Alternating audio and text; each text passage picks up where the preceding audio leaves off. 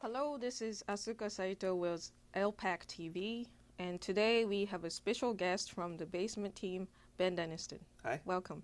Thank you. Okay. So today we're going to discuss the subject of extinction. But before that, I would like to direct you to Ben's latest article posted on this website titled Mass Extinction as Shadows of Anti-Entropic Growth. Today's interview will be based on this specific article, so if you haven't, take your time and study this article. But with that said, I want to first situate, because if you look at the political situation today, in any aspect, you will find this willful expression of extinction. You have a threat of thermonuclear warfare, where today, essentially, we're living in a borrowed time. Also, when you look at the Europe and the whole new bailout coming out, it's another expression of this willful extinction. But not only these political situations, when you look at the whole disasters that we've seen for the past year, now we just had anniversary of March 11th earthquake in Japan, but we are still looking at some of the volcanic activities and also tectonic activities that are increasing. So you have all these expressions, and when you look at these events, you might wonder what's going on. But today we want to look into more of a broader picture to really see what's taking place now currently. Because Lyndon LaRouche said that even if you take these political pictures aside, the very way the way people are actually thinking today will assure mankind's extinction. But also, most of the work that the basement team have done, you can actually get a clear sense of the very nature of oligarchical system that's leading to the extinction. So we want to look at the systemic nature, try to get a clear picture of what's happening in a current system. So first, let's get into some of the basic findings that you've mentioned in your article. Sure. And this is obviously a continuation of a lot of work that we've been doing. Featured a lot in the weekly reports with Lynn. Sky, Cody, and others have been going through this material. But, exactly like you said, there's a lot that we can get from this study of the last, basically, 500 million years of the history of life. And as we'll get to, it has to, this point about the extinctions, I think, couldn't be emphasized enough, because it's we're at a point where we have to get people to understand that it's by the very nature of the oligarchical system, by the most fundamental of its inherent characteristics, what governs that as a real cultural, ideological system, is going to guarantee the elimination of the human species if it continues to dominate, especially at the point where, specifically the point where you have the potential for thermonuclear bombardment this can eliminate most forms of advanced life as we know it.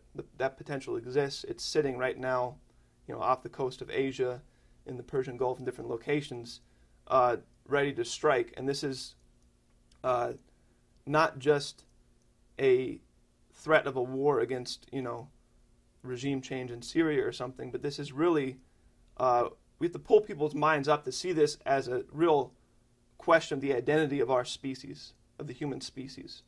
And what this really represents is potentially wiping that out. It's not guaranteed that it would completely eliminate the human species, but it's very likely that it could if this type of warfare came out. But what we've been discussing is trying to educate people about how we actually got to this point in the process, what this actually means in terms of the real nature of the human species against the context of life as we know it on the planet Earth and the history of Earth. So one thing, just to kind of start, we've got a few slides, a few images to illustrate the case here.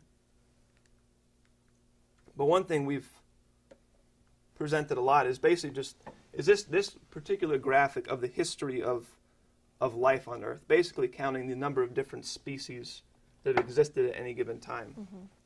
And there's a lot more. So you have this characteristic curve that's got a lot of fluctuations in it. It's got a overall tendency towards growth, increase in the number of species over time. Again, in the bottom row, the time period here is the last 500 million years or so. And so we see a general increase in the number of different types of species that have existed on the planet. And the question is, what can you actually draw out from these studies about the underlying character of this process? This does express a process that is explicitly anti-entropic. It's a process that's moving towards higher levels of complexity, higher levels of organization, driven by increases in the energy flux density of the whole system of life, which we'll get into. But the question is, so to draw out the character of this process, there's more we can glean from these records.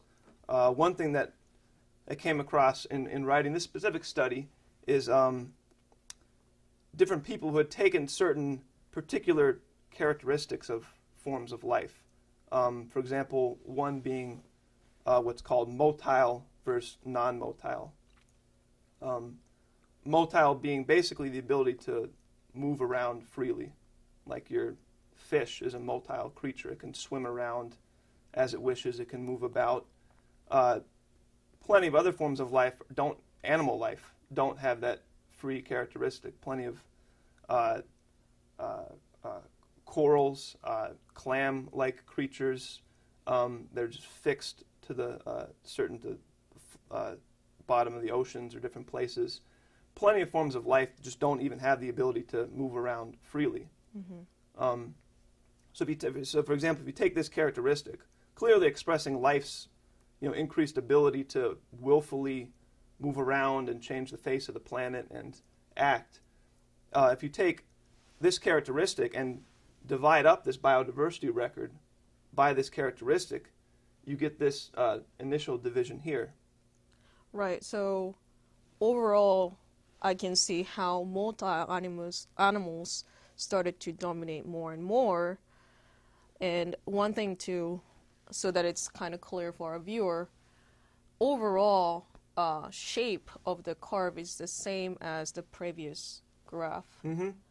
Yeah, right. But then it's divided into two different categories. Yeah, exactly.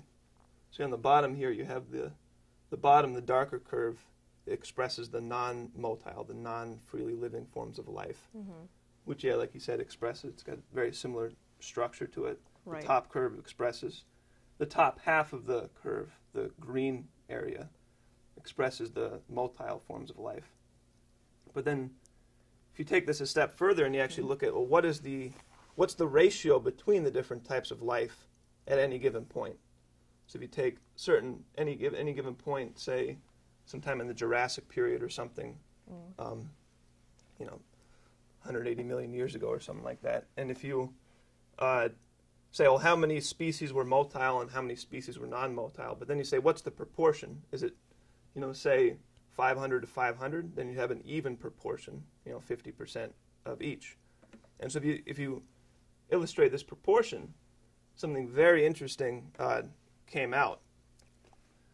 So now this is taking the same biodiversity record, but now looking at the percentage of animal life that is freely moving, free swimming, versus the percentage that's not, that's just either floating around or just stuck to the ground or not able to actually move independently.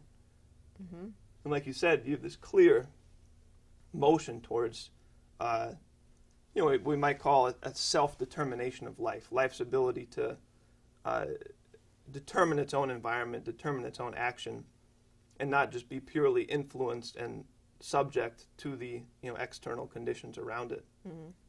But then what came out very interesting from the standpoint of the work we've been doing on the history of life and the anti-entropic nature of this process is that you have these three clear, call them plateaus or stages in this ratio.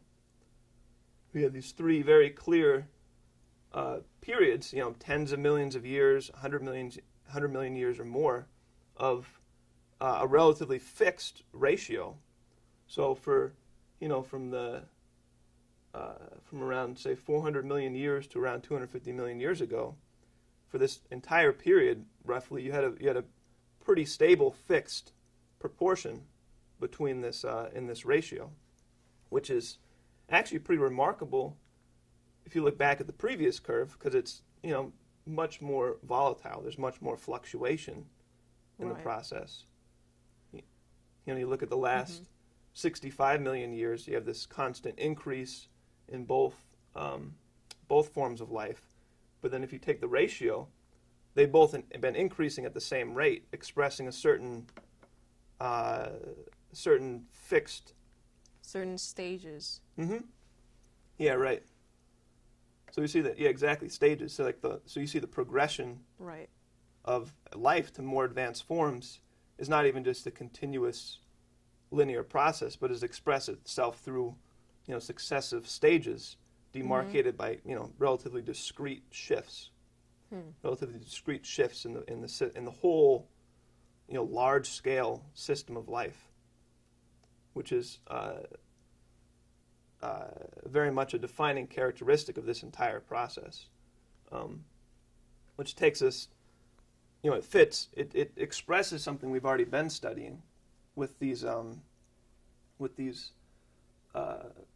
conical expressions of this process, where we're looking at the relative movement of the system of life from one system to the next, as expressed in these columns. We've covered this on the weekly reports in other locations, but it was very interesting that taking this other study expressed this exact same process very quickly. A second characteristic that is even more illustrative of this process is,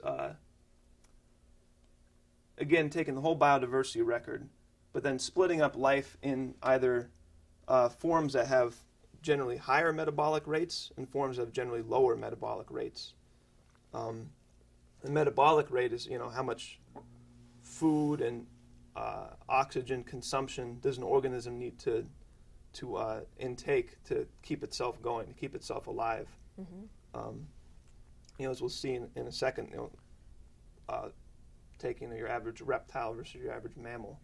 A mammal has to consume a lot more food to keep itself going. It's a much more energy-intensive form of life. And so, which itself expresses, if you take it on this large scale, expresses what we could call the energy flux density of the whole biosphere. That if you take this characteristic of dividing life now between forms of lower metabolic rates and forms of higher metabolic rates, and again, you divide the biodiversity curve by this division, so lower energy forms versus higher energy forms, basically, you get this exact same succession of stages, where the proportion of more energetic forms of life to lower energetic forms is increasing, but increasing again in these discrete stages. If you look at this whole process of the last 500 million years of the clear progression and advance of life, it's happening not just in a linear growth process, but in these stepwise successive large-scale systems, large-scale fixed systems. To illustrate this, take a specific case just for this metabolic rate, just to make the point. This is one example we've discussed before of bivalves versus brachiopods. Part of the difficulty in doing these studies is you run into a lot of very funny named creatures, and it becomes like this big list of half the names you can't pronounce, and it can make it a little more difficult to get the point across. But you have two forms of life that are very similar. The bivalves, where you have with like oysters, clams, all these types of two-shelled creatures, like two half shells hinged together, and the creature lives inside. So a whole big variety. These things are all over the planet, everywhere today. They're a very dominant form of life. If you take the prior to 250 million years ago, there was another form of life that was distinct but looked very similar, which is these called the brachiopods, which was a totally different phyla, different type of life, but it had a very similar characteristic shape to it. It had two shells stuck together, lived in very similar environments, had similar predators. It occupied kind of a similar place in the whole food web. So what you see here, though, illustrative of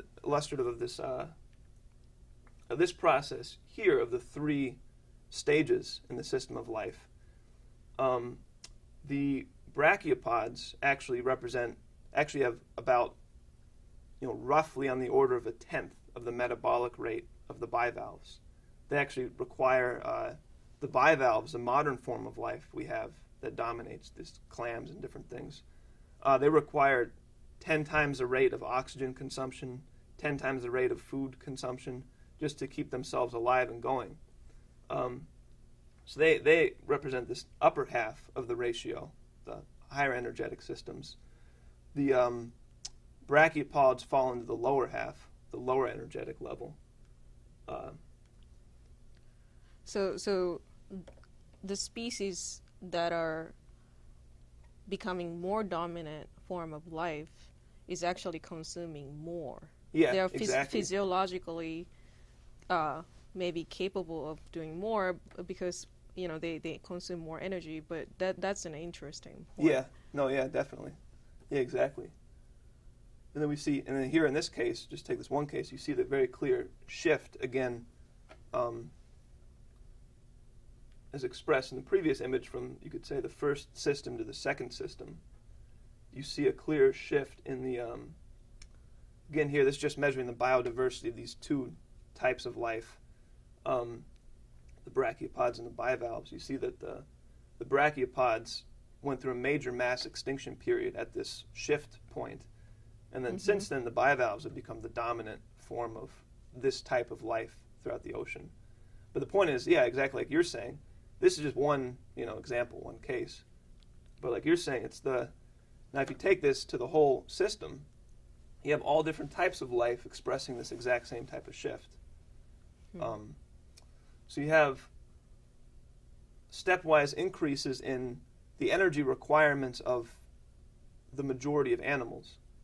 But if you generalize that and take that to the whole biosphere, like if you take Vernadsky's studies of the biosphere, we're studying the biosphere from the top down as a single organized system. It's not just a sum of interacting parts, but it's a coherent single system, operating with a harmonic integration of all the components.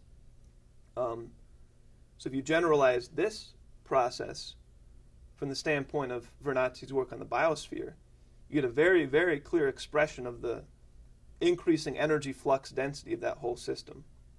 Because as every single species and form of life is taking in oxygen, taking in food, excreting excrement, excreting through respiration, it's participating in the whole, what Vernadsky called the biogenic migration of atoms, the flux of atoms, the flow of atoms through life. The whole atmosphere is constantly, especially if you look at it on a geological time scale, the entire atmosphere is going in and out of organisms. The breathing in, exhaling, so the entire oceans are very similar, soils. So the entire biosphere system, this whole shell of not just life, but everything that life interacts with and requires and influences, that this whole system has been increasing in its rate of activity. That these higher metabolic rate organisms actually reflect the whole biosphere moving to a higher rate of flux of the system of life, of everything life requires to exist and maintain itself. So it's a very fascinating, if you look at it from the proper standpoint, a very fascinating expression of what is the, if you want to guess, what are some metrics we can draw out that correlate to life's advance. So as life has become more advanced, as you've had the increasing dominance of more complex and higher forms of life steadily taking over the planet, what type of metrics correlate with that? What expresses that anti-entropic process? And you see it very clearly with this energy flux density. Certain physiological characteristics that allows these forms of life to express that the anti-entropic development of the whole. Yeah, right.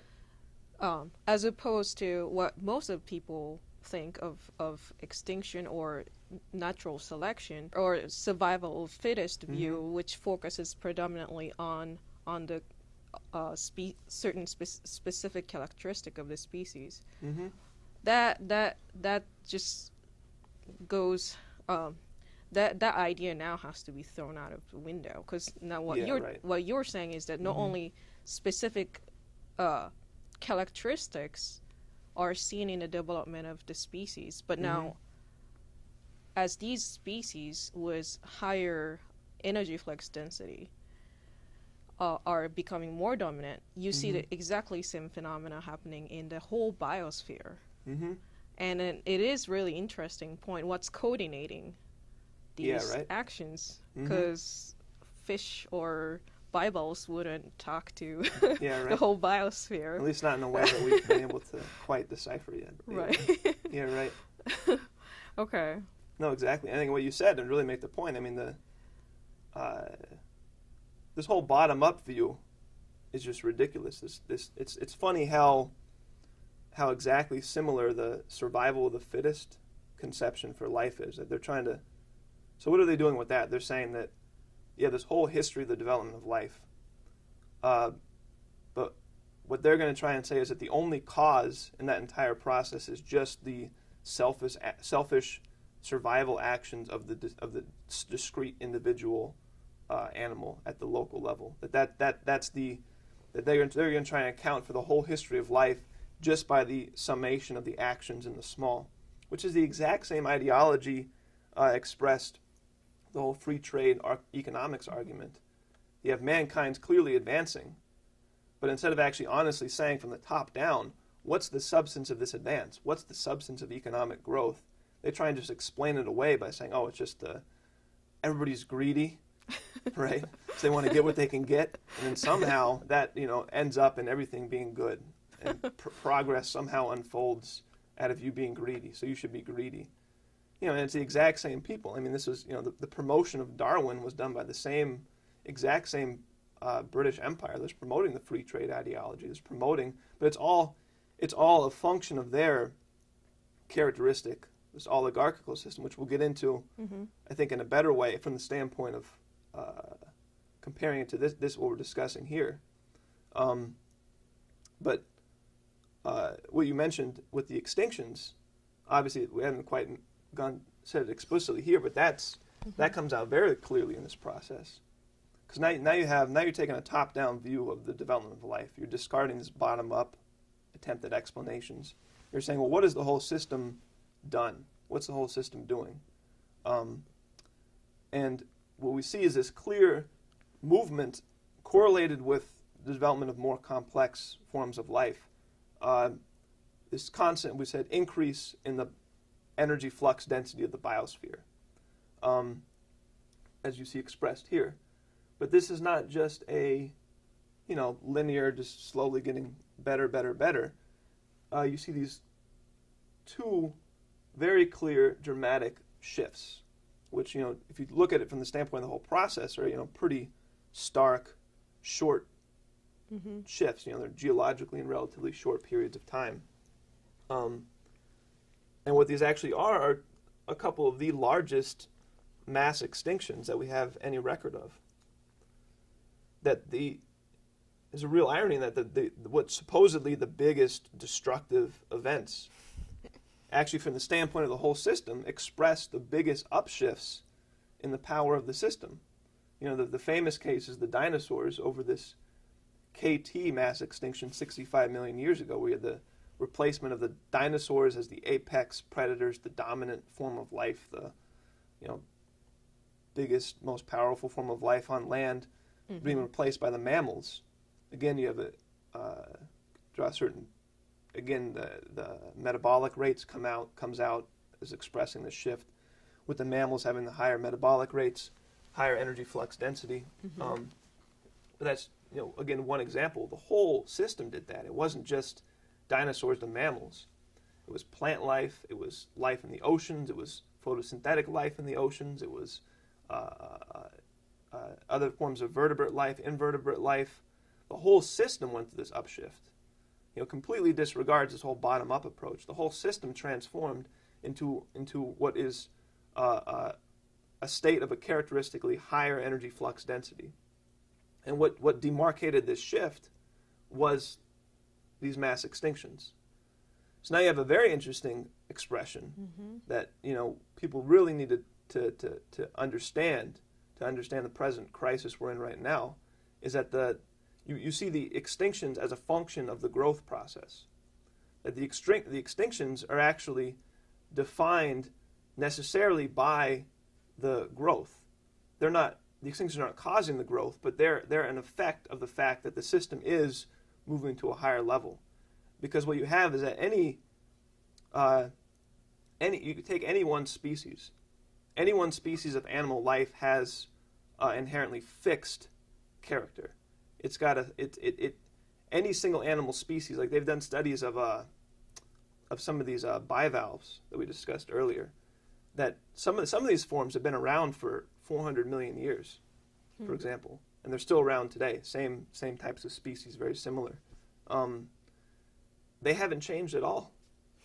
They're living exactly as they were 400 million years ago. I mean, the whole system's changed around them, so they're playing a different role now because they're in the context of a different system.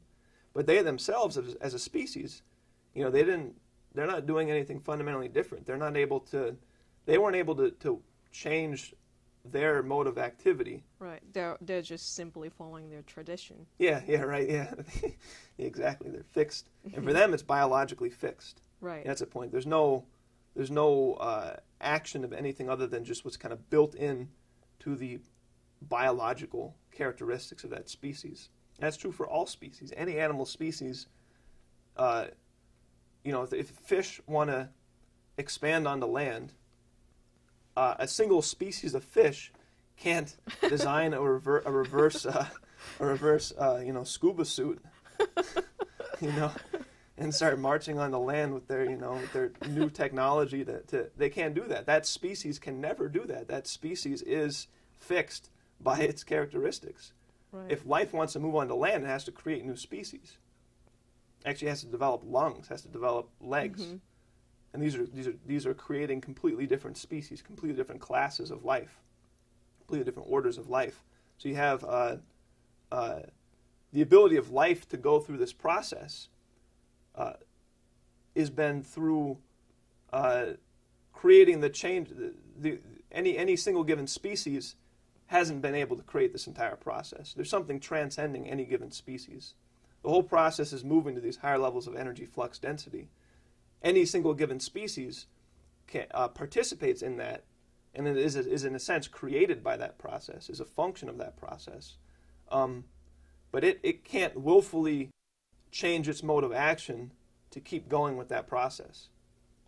If the whole system's ready to go to a new level, which we see with these with these system shifts, the whole system, again, the entire system of life, plant life, animal life, ocean life, invertebrate life, vertebrate life, all forms of life dramatically changing in these system shifts.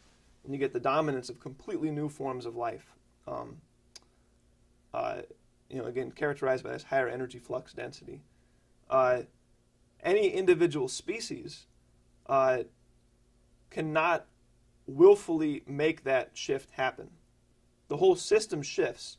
If one species can't make it through that shift, if they're not a necessary component of this new system, if they can't participate in this higher energy system, then they're no longer, they are, extinction is the fate for any species that can't keep up with the shifting biosphere as a whole.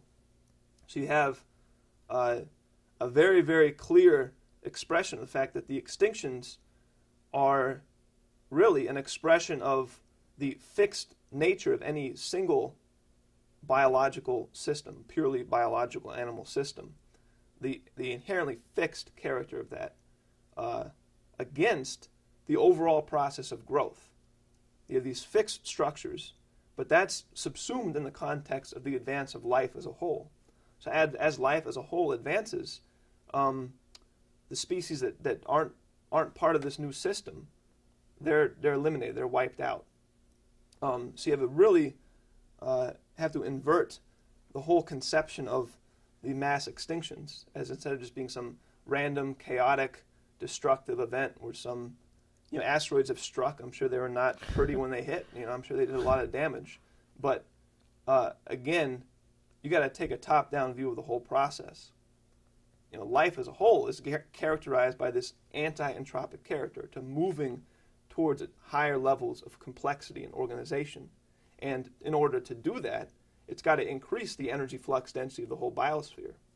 And in order to do that, it's got to create new forms of life. And in this entire process, any single species that can't keep up with this process, with the truth of life, principle of life. This is what life does. This is what life is doing. The individual species can participate in that, but can't willfully act on that entire process. So you have a very clear expression of the extinctions as what I said in the title, shadows of the whole growth process. And again, you come back to what we've developed with this heuristic expression of this process, where we've had these large-scale, you could call them macroecological, very large-scale, multi-million-year fixed systems of life, and then the whole Paleozoic system being one expression of that. And then the KT mass extinction, probably the biggest mass extinction on record, and that leading the way to the whole new Mesozoic system, completely higher level, completely new forms of life, etc. So that this is the character of the truth of the process is this whole process of growth, of development, and the extinctions are defined by that process, by this interaction, which, all this to say, gives us what I would call a negative framework to then look at mankind as a species, or maybe even, I would say, even beyond a species. Because if you're taking this top-down view, any species of animal life is exactly what we've been discussing, is fixed, bounded by this process. Mankind is not. The entire history of mankind has been to do something that no form of animal life has ever expressed the capability to do. To willfully change its relationship to the ecological environment, to actually act on and life has always been changing the whole biosphere. This whole idea of a fixed, all the environmentalist arguments become absurd. They say we need to protect this species. Right. What about the dinosaurs? They need to protect the dinosaurs too. Life's got a much worse record than we do of taking out species. Where was environmentalists at the KT extinction? Yeah, right. Why aren't they protesting to bring back the woolly mammoths or something?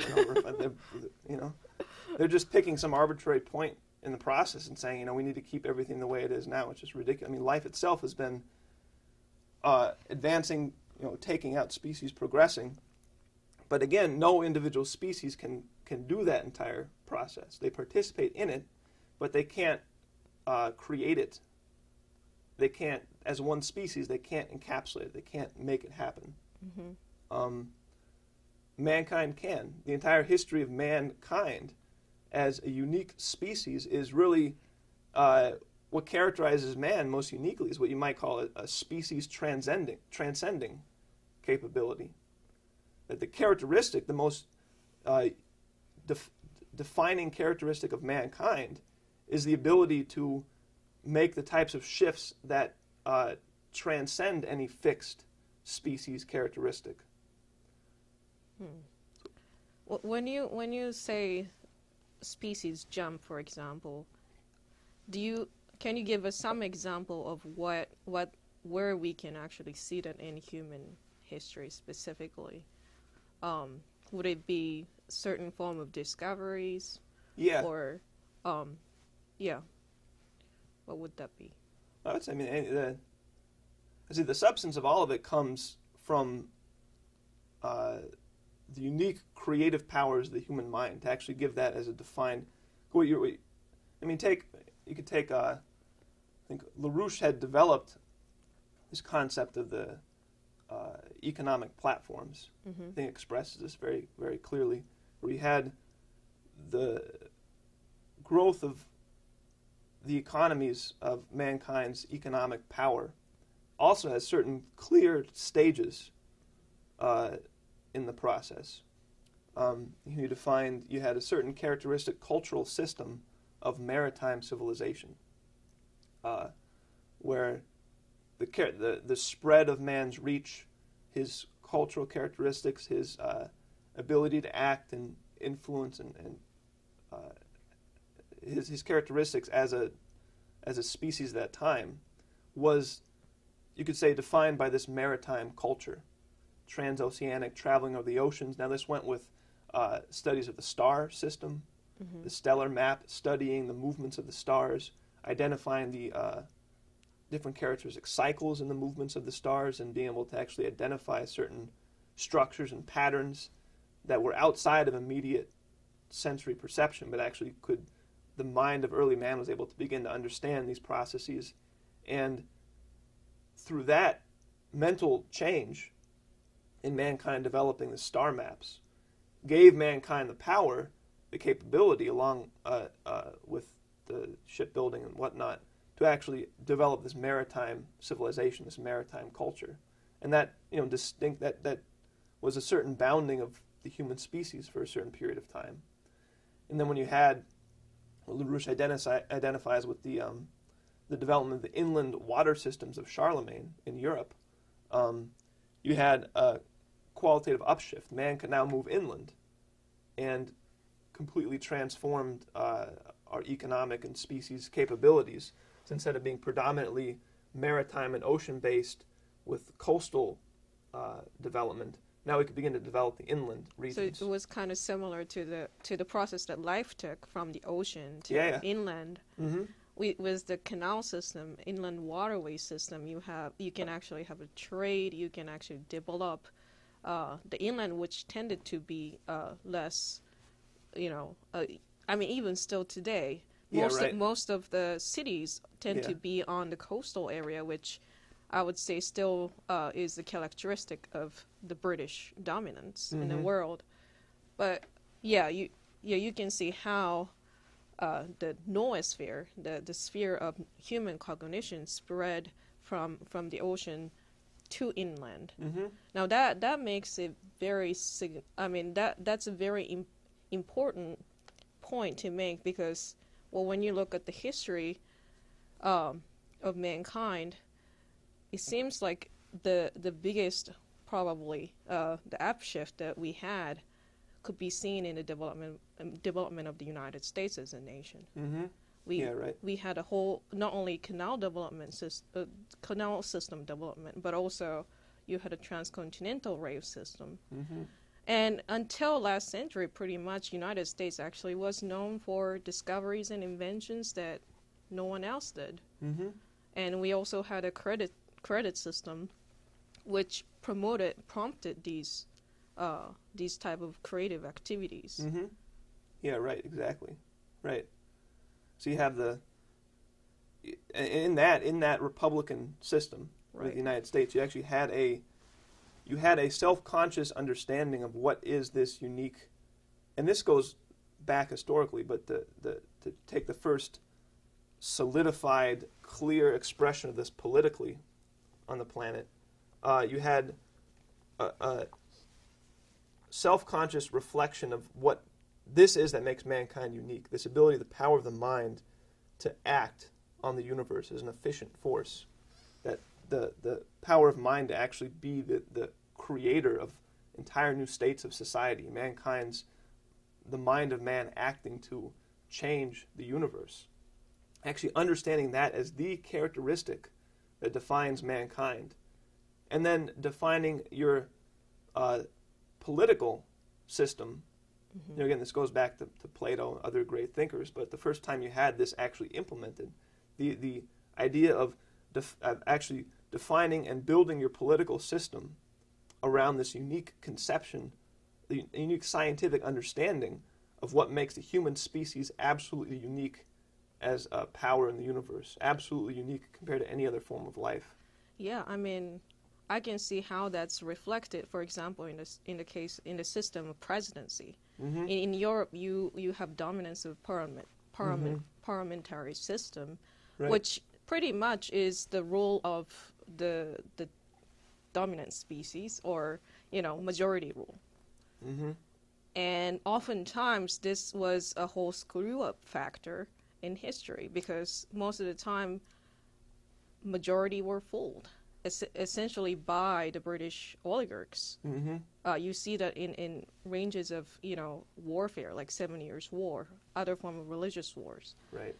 But in the case of the United States, you had a presidency, which I think typifies what we see.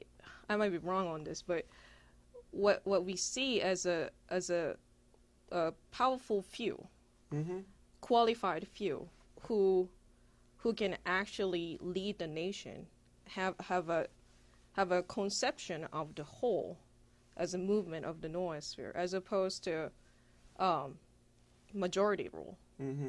Because in the case of the biosphere, it's also it is also the case that the species that were not dominant actually over the time prevail, not because they're stronger physically, but because they have a characteristic of a higher stages. And then you in our society today, even you have expression of mankind's new stage, sort of. I think explicitly we see that in the case of basement team, but most of the time in society we have qualified few who are ready to put whole mankind into a new platform. And in presidency, when it functions, have that characteristic, and that put Obama question really existential for a republic, because not only he's not qualified, but having Obama is exactly destroying the whole system, political system that worked in our nation. Right, which I mean, the point, kind of underlying thing here, I think deserves just putting on the table explicitly, is the oligarchical system as a cultural system.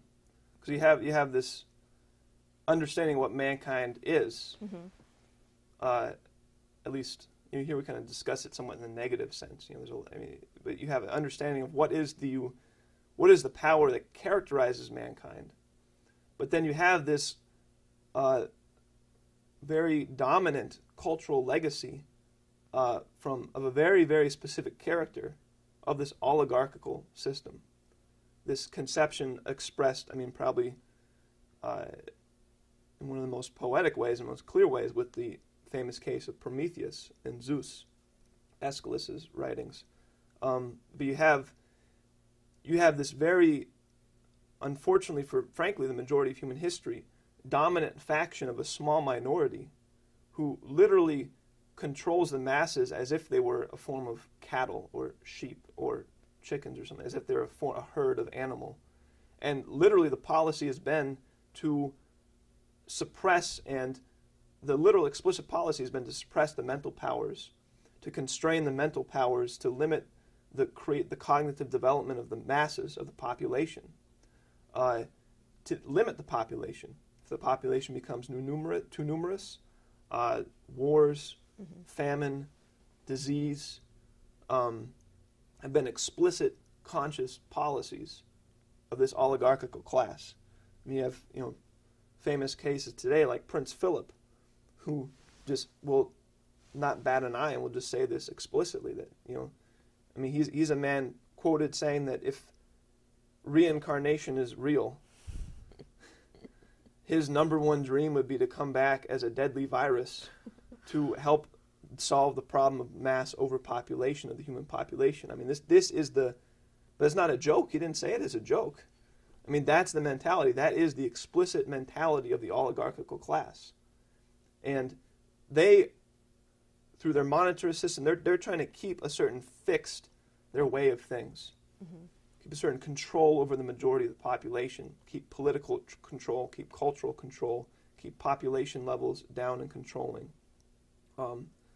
That is their species characteristic. And what we're seeing now, and that's been the driving factor behind, major wars, major genocide, dark ages, has been the expression of this oligarchical influence over society, dominating the majority, keeping the majority of people from actually developing as truly creative. We've never had a period in human history where the majority of the population, even anywhere near the majority of the population, has actually had a full cultural, creative development of their capabilities as mankind. I mean, people, even today, people would get very mixed up if they weren't, if you look at the modern educational system, people say, we have a bunch of people getting all kinds of degrees, everybody's getting education. But the education system is inherently oligarchical. Much of what's being taught is teaching the environmentalism indoctrination. I mean, much of what's being taught, down to the legacy of Euclid, is being taught from the standpoint of constraining the minds of the majority of the population to think in a certain bottom-up reductionist conception. As we saw today, also this conception of survival of the fittest. Yeah. That's a major part of our education. Mm-hmm. Yeah, exactly. They take completely wrong views about the way the universe operates. Mm-hmm. Make those dominant. It's a form of control of society. So we've never had a situation when the majority of the human population actually has had the opportunity to develop, and it's something that would take generations. It wouldn't just be a one-time thing. You'd actually have to have a generational commitment to the fullest development of the creative powers of every individual human on this planet. That's never happened. What you've had is still the dominance of this oligarchical system, and when they feel threatened, they will resort to wars and anything they can that they need to do to try and keep their control over things, and probably, frankly, not even as a conscious action necessarily, not even as a logical, thought-out policy necessarily, more just as an instinctive reaction. Like this is the cultural characteristics of this as a system. And so what do we have right now? We have the collapse of the global financial system centered in the transatlantic system, centered around the inner alpha group of banks and their associated factions and whatnot. You have the complete disintegration of this entire system, the system of control of this oligarchical, this British-centered empire. You have the movements towards progress from Asia. Where's the major investment in nuclear power? Where's the major investment in space? Where's the major investment in anything future-oriented? It's coming from China, from Russia, certain degrees Japan, South Korea. India is tending towards this. China and Russia are being the bulwark, the kind of focal points of this progressive orientation. But what you have now is that's coming into conflict with the collapse of this oligarchical financial system. But it's not. It's happening in a way for the first time in history that the warfare that they might otherwise unleash has the potential not just to kill a bunch of people, but to eliminate the human species from the face of this planet, including themselves. Including themselves. So it is like suicidal in that sense.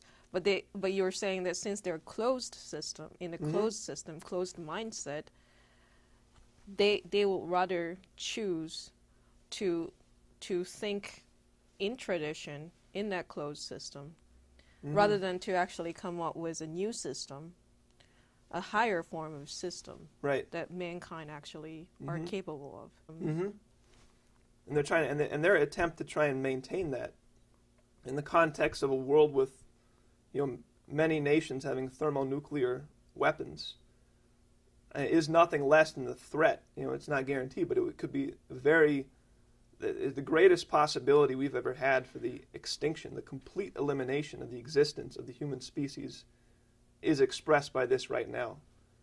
Because they are right now lined up to do this as just the inherent reaction to this crisis point. And so it really, defines what we're doing as absolutely unique and what LaRouche is doing is absolutely unique as the only fully competent source of leadership to completely eliminate the existence of this oligarchical system, starting with removing their key puppet in power, Obama, from the presidency, taking this war drive off the table. I mean, this needs to be, a war could break out next week at this point. I mean, we're literally on the edge, on the verge of this thing going out. They're ready to pull the trigger on this.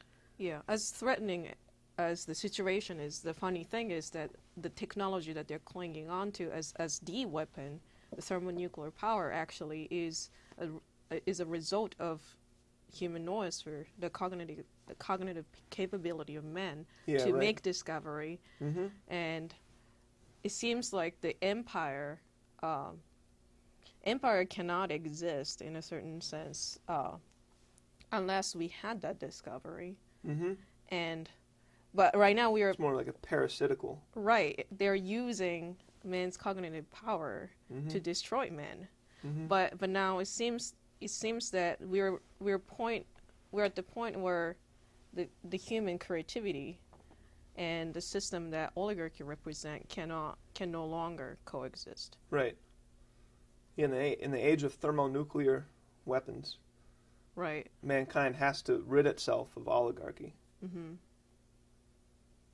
and actually embark on everything that we're presenting and that, frankly, the majority of the world population is behind, which is a nuclear renaissance, a full commitment to projects like NWAPA, full commitment to space exploration, man's permanent colonization in space. Moving from the oceans to land was one thing, but now we're going we're going to take the entire biosphere and we're going to bring it to other worlds. And that is the future that exists, that we can create, but only if we rid the planet of this cultural disease. Starting with that fool in the White House. Right. So it seems like the population right now, they might be kept in this closed system of the empire, but now we have to think beyond that closed system. Right. And that ultimately gives us power not only to rid of Puppet Obama, but also to go beyond and accomplish the great achievement that men have never done, going into new phase, the grown-up phase of humanity. Yeah, right. I think LaRouche's wife, Helga Zepp-LaRouche, famously said that we need to enter the age of reason, that mankind has been in a cultural infancy for the majority of human civilization. It's exactly everything we're discussing, expressing. We have this dominance of this oligarchical system. Right. So we're at the verge now where we can see for the first time the potential elimination of that infancy. But it's also the point at which we could lose everything unless people actually stand up and take the time to act now, today. Yeah, Lyndon LaRouche said that this crisis we're in is a profound crisis in many ways. And so on one side, we have to really face this immediate threat that's facing mankind, but we have to also see through that crisis, see what a wonderful challenge that we are facing today, and hope and make that as a sort of an engine to accomplish all these works ahead of us. Yeah, right. Okay, so I think this gives us good insight into the subject, but also a good challenge. I think so, I yes. think we have to face. So, okay, so thank you very much. Yeah, thank you for having me.